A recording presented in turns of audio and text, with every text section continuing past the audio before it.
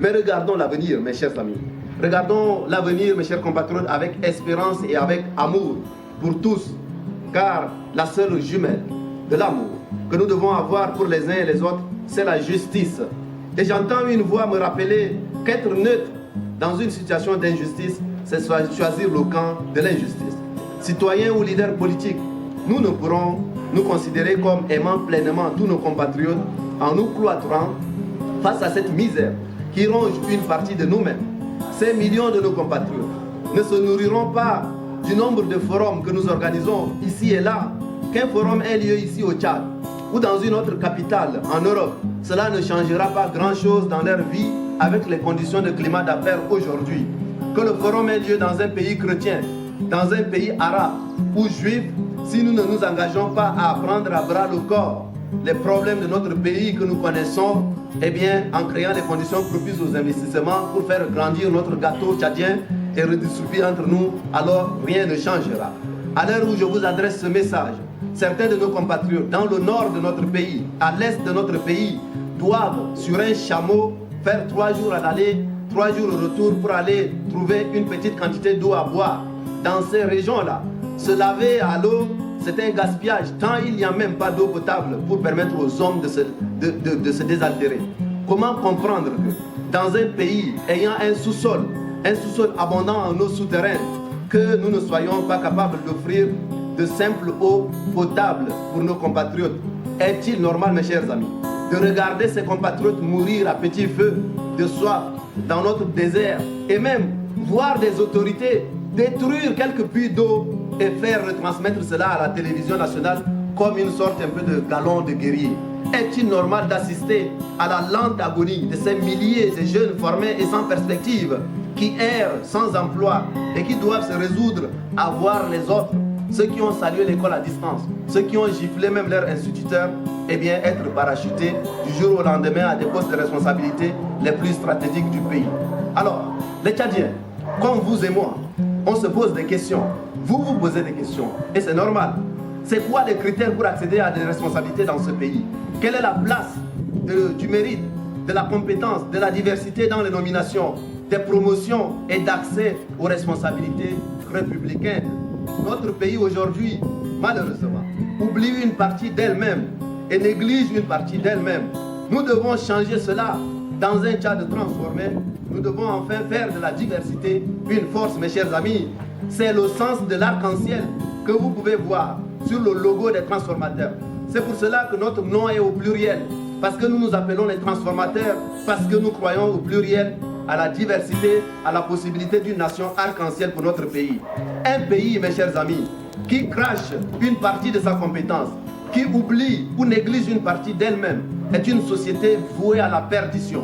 Le Tchad doit enfin apprendre à travailler avec toutes ses forces dans toute cette diversité, ou alors le Tchad ne sera pas le Tchad.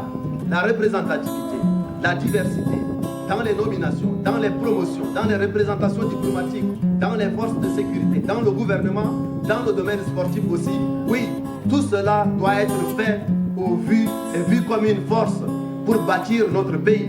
Hier, dès les premières heures des indépendances et aujourd'hui encore, nous avons créé malheureusement une société en pyramide renversée qui célèbre les choses comme ma famille, mon ethnie, mon village, mon clan, ma belle famille, ma région, ma religion. Vous entendrez même mon cheval. Et enfin seulement, très loin du pouvoir, le reste des Tchadiens et toutes les autres religions. Ceci n'est plus supportable, ceci n'est plus acceptable et ceci doit changer pour cet avenir que nous devons bâtir ensemble. Et je voudrais vous dire, mes chers compatriotes, c'est possible. C'est possible, alors engagez-vous. Engagez-vous et renouvelez votre engagement pour ce Tchad enfin transformé en terre d'opportunité pour tous. Vous le savez, notre pays vit depuis quelques décennies les pires moments de son existence. L'unité et la cohésion nationale sont mises visiblement à mal avec des conflits communautaires entretenus, maintenus, instrumentalisés par notre faute individuelle et collective. Nous avons abîmé la colonne vertébrale qui est la justice, devenue une justice partiale, dépendante de l'exécutif et entérinée même dans la constitution de la 4e République. De fait, notre présent et notre avenir jouent clairement sans nous en tant que peuple, car nous n'avons plus prise sur la maîtrise de notre destin. Plus grave encore, mes chers amis, nous avons perdu confiance en nous et en nos capacités de résistance. De résistance face à quoi? Face à l'injustice, face à l'arbitraire.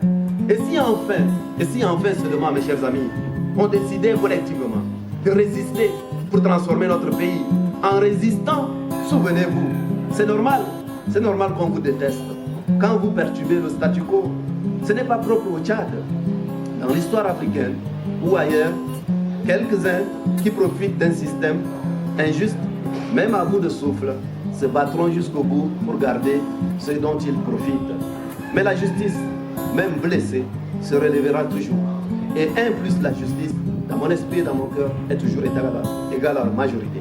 Parce que le Tchad vit un apartheid de développement qui n'est plus acceptable et qui n'est plus soutenable. Parce que le Tchad vit un apartheid de justice. Parce que le Tchad vit un apartheid d'opportunité. Nous ne pourrons parler de paix, car c'est une paix négative. Une paix de résignation face au statu quo. Et face à une paix négative, basée sur l'injustice, il n'y a pas de vivre ensemble qui soit possible et exigeant.